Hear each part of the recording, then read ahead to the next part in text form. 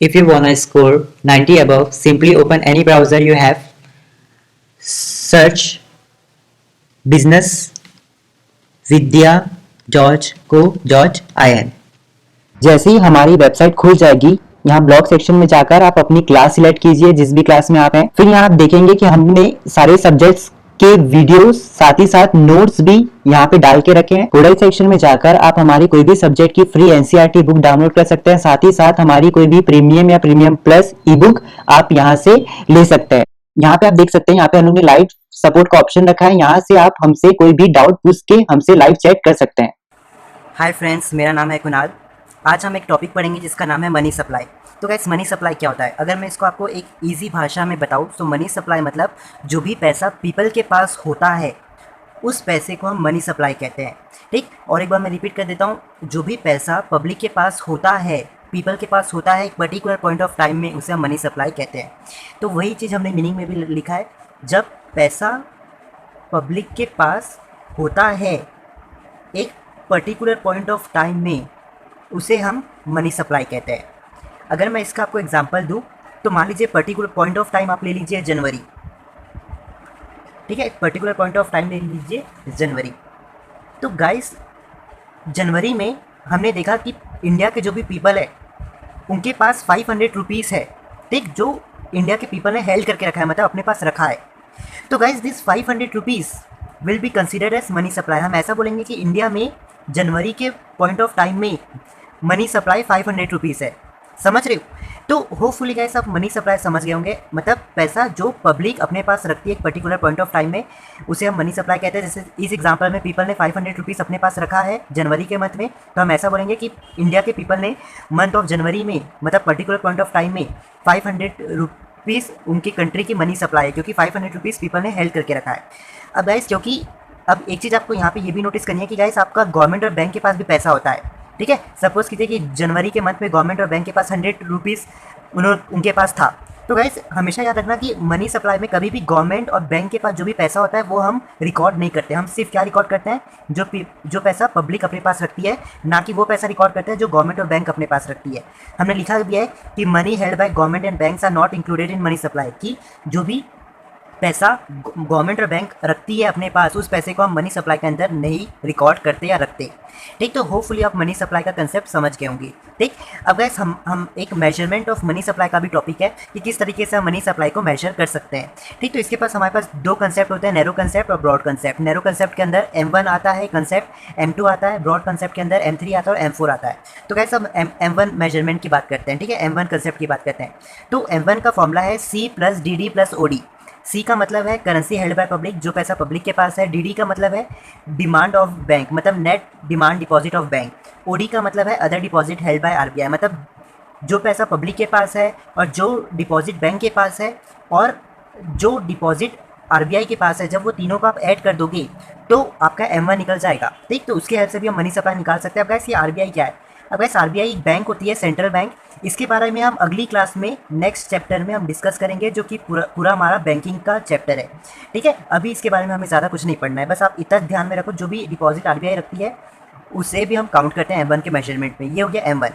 M2 measurement क्या होता है? यस, M2 मेजरमेंट में M1 आता है, M1 का आप कैलकुलेट करके M1 लिखिए, प्लस आप saving of people with post office, और जो भी पीपल ने पोस्ट ऑफिस में सेव करके रखा है उसको जब आप आपस में ऐड कर दोगे तो आपका M2 निकल जाएगा। इससे भी हम मनी सप्लाई को कैलकुलेट कर लेते हैं या मेजर कर लेते हैं। थर्ड हमारे पास है गाइस, जब आप M1 और plus net time deposit with commercial banks, और जो डिपॉजिट आप कमर्शियल बैंक के पास रखते हो वो दोनों को जब आप ऐड कर देते हो तो आपका M3 निकल जाता है। इससे भी हम मनी सप्लाई को मेजर कर सकते हैं। अब गाइस, कमर्शियल बैंक भी हमें अगले चैप्टर में पढ़ना है, जहाँ पे मैं बैंकिंग के बारे में हर वो चीज़ बताऊंगा। आपको टेंशन लेने की कोई ज़रूरत नहीं है। सेंट्रल बैंक क्या होता है, कमर्शियल बैंक क्या होता है, और आना फलाना सब चीज़ डिस्कस करेंगे, लेकिन अगले चैप्टर में। अभी इसमें ज़्यादा दिमाग नहीं दौड़ाना है। अब गाइस, M4 मेजरमेंट क्या होता है? इसमें आपका गाइस क्या जाता है, M3 आ जाता है। M3 मतलब ये वाला। ठीक, जो भी इसकी वैल्यू आएगी आप उसको यहाँ लिखोगे, plus saving with post office other then in form of NSC। M3 आप लिखोगे, प्लस आप पोस्ट ऑफिस का जितना भी सेविंग है उसको भी ऐड करोगे, लेकिन याद रखिएगा उस सेविंग में आपका NSC वाली इनकम नहीं आनी चाहिए। NSC का मतलब होता है नेशनल सेविंग सर्टिफिकेट। तो गाइस, ये पोस्ट ऑफिस का एक ब्रांच होता है।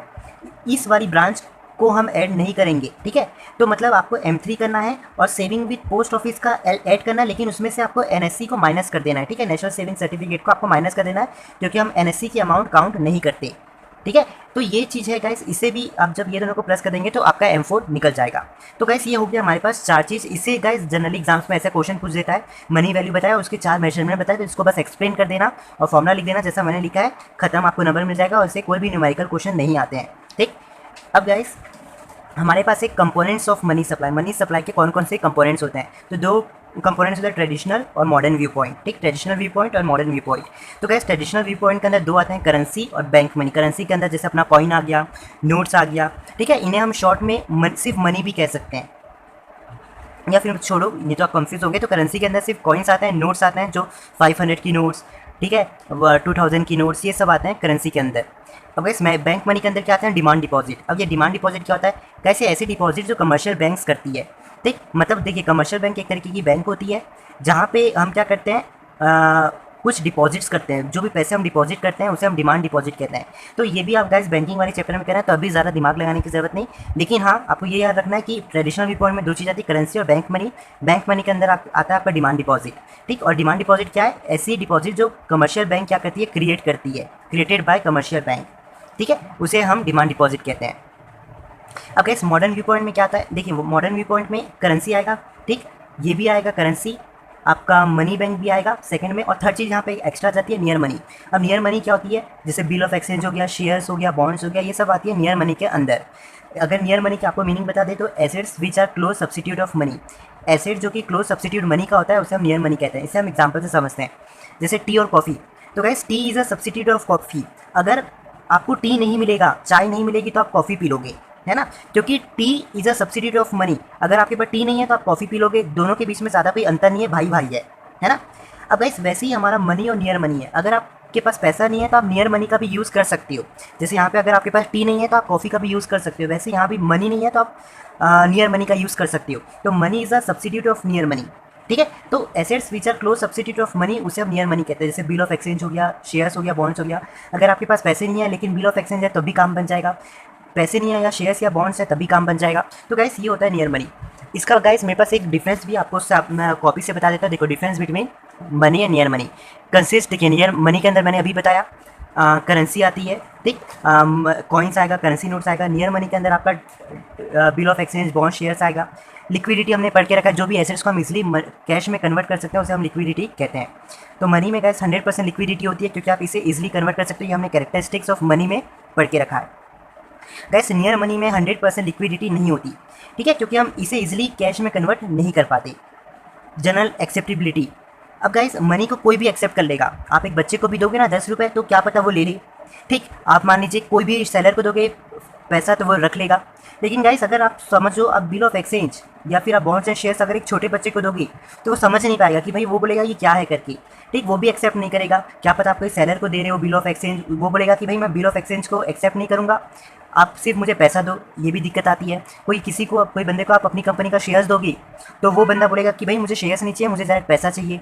तो नियर मनी को गाइस जनरल एक्सेप्टेबिलिटी नहीं मिलती, मतलब इसको जनरली सब लोग एक्सेप्ट नहीं करते, लेकिन पैसे को, मनी को सब लोग एक्सेप्ट कर लेते हैं, ठीक। अब गाइस आखिरी है यील्ड इनकम। देखिए गाइस मनी से कभी भी इनकम जनरेट नहीं होगी। यील्ड इनकम का मतलब है जनरेशन ऑफ मनी। पैसा से गाइस आप ज़्यादा पैसा का ग्रोथ नहीं कर सकते, ठीक, लेकिन नियर मनी से आप कर सकते हो। जैसे मान लीजिए आपने 5 रुपीज़ का शेयर खरीदा, ठीक, कोई भी कंपनी का, मान लो कोई भी XYZ कंपनी, उसका आप 5 रुपीज़ का शेयर खरीदे। मान लीजिए वह XYZ आगे जाके गाइस बहुत ज़्यादा प्रॉफिट कर रही है और उसका आज जो शेयर की वैल्यू 5 रुपये है, उसका मान लीजिए 10,000 हो गया वैल्यू। तो गाइस आप सोचो आप क्या करोगे, इस 5 रुपये का जो आप 5 रुपये का शेयर्स आपने खरीदा, इसी शेयर्स को जब आप फ्यूचर में जाके जब कंपनी बहुत ग्रोथ करी होगी और इनका शेयर 10,000 का हो जाएगा, तब आप बेच दोगे, तो गाइस इससे आपको 10,000 रुपये मिल जाएगा। समझ रहे हो, मतलब 5 रुपये खरीदा, उसके बदले 10,000 रुपये मिल रहा है। तो नियर इनकम से गाइस देखा गया है कि कहीं ना कहीं इनकम जनरेट हो जाती है, लेकिन मनी से नहीं होती, ठीक। अब मुद्दा ये कि गाइस अब मनी को आप अगर बैंक में जमा करोगे तो वो बात अलग है, लेकिन सिंपल आप कॉइन्स को ऐसी रख लो, करेंसी को ऐसी रख लो, तो कभी उससे पैसा जनरेट नहीं होगा। लेकिन हाँ, शेयर्स को आप खरीद के ऐसी रख लोगे तो क्या पता शेयर की वैल्यू बढ़ जाए, जैसा मैंने अभी बताया 5 से अगर 10,000 हो गई तो आपको फ़ायदा हो सकता है, ठीक। तो ये होता है नियर मनी। तो इसका डिफरेंस भी आपको क्या कर सकता है, एग्जाम्स में पूछ सकता है, ठीक।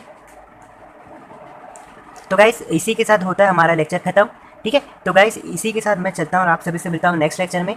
चलिए bye, enjoy, take care, cheers, thank you. और गाइस आपको ई बुक चाहिए होगी तो आप डाउनलोड कर सकते हैं, जहाँ पे हमने आपको नोट्स, क्वेश्चन आंसर सीबीएसई में आ चुके हैं, वो क्वेश्चन, आने वाले क्वेश्चन, हर वो चीज़ प्रोवाइड करके दिया है। आप ले सकते हो, ऊपर आई बटन में क्लिक करके वेबसाइट से डाउनलोड कर सकते हैं, या फिर आपको व्हाट्सएप नंबर दे दिया गया है, वीडियो के बीच में भी पॉप आउट किया है, कमेंट सेक्शन में भी है, डिस्क्रिप्शन में भी है, वहाँ से भी जाके आप हमें व्हाट्सएप में डिमांड कर सकते हो PDF का, हम वहाँ पर आपको प्रोवाइड कर देंगे।